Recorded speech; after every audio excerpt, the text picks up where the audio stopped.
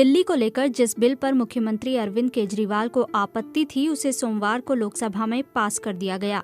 इस बिल के अनुसार किसी भी कार्यकारी फैसले से पहले दिल्ली की सरकार को एलजी की राय लेनी होगी। इस बिल में स्पष्ट करने की कोशिश की गई है कि दिल्ली में सरकार का मतलब उपराज्यपाल यानी एलजी ही है।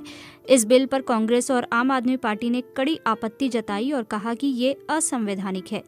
केंद्रीय गृह राज्य मंत्री जी कृष्णा रेड्डी ने कहा कि राष्ट्रीय राजधानी दिल्ली सरकार संशोधन बिल 2021 को लाना जरूरी हो गया था क्योंकि दिल्ली सरकार के कामकाज से जुड़े कई मुद्दों पर अस्पष्टता थी और अदालतों में भी इसे लेकर कई मामले दर्ज हुए थे।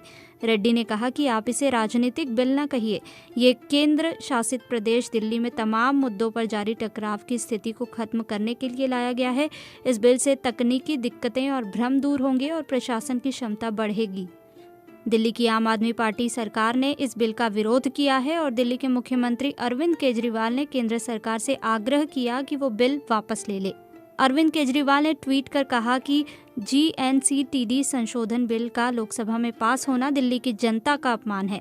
जिन्होंने दिल्ली में वोट देकर जिताया था, उनसे ये बिल सारी शक्ति वापस ले रहा है। दिल्ली को चलाने की ताकत उन्हें दी जा रही है जिन्हें चुनाव में हार मिली।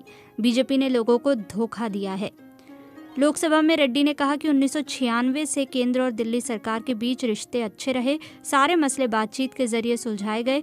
हालांकि 2015 में कई मसले उभरे और दिल्ली हाई कोर्ट में कई विवाद गए।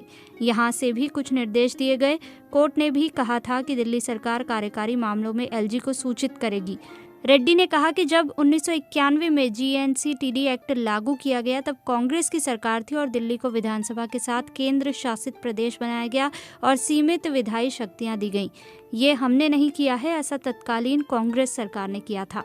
रेड्डी ने कहा कि उपराज्यपाल प्रशासक हैं और उन्हें हर दिन की गतिविधियों की जानकारी लेने का अधिकार है। हमने दिल्ली सरकार से ना ही कोई शक्ति छीनी है और ना ही एलजी को अतिरिक्त ताकत दी है। बिल पास करने के दौरान विपक्षी सांसदों ने मोदी सरकार पर तानाशाही का आरोप लगाया तो रेड्डी ने आपत्ति जताते हुए कहा कि एनडीए सरकार ने कुछ भी गलत नहीं किया है, बल्कि दिल्ली सरकार को लेकर जारी भ्रम को खत्म किया है। बिल पर बहस में कांग्रेस सांसद मनीष तिवारी ने कहा कि ये बिल असंवैधानिक है क्योंकि राज्य सरकार के क्षेत्राधिकार का अतिक्रमण कर रहा है।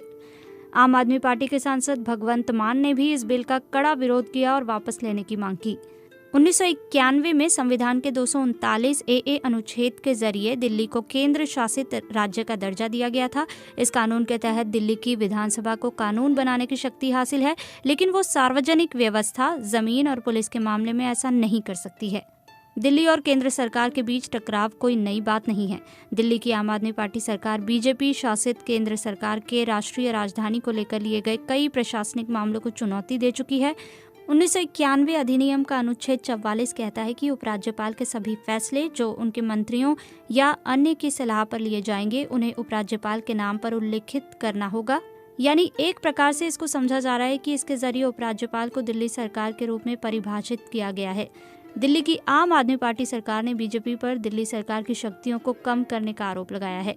वहीं बीजेपी का कहना है कि दिल्ली सरकार और एलजी पर 2018 में सुप्रीम कोर्ट के फैसले के बाद प्रस्तावित विधेयक आम आदमी पार्टी शासित सरकार के असंवैधानिक कामकाज को सीमित करेगा।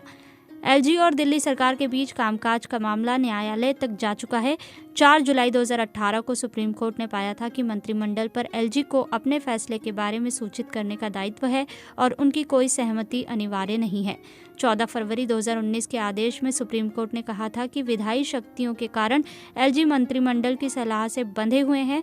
वो सिर्फ अनुच्छेद 239 AA के आधार पर ही उनसे अलग रास्ता अपना सकते हैं।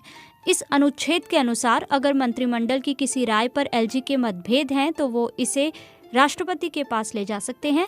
न्यायालय ने कहा था कि इस मामले में एलजी राष्ट्रपति के फैसले को मानेंगे।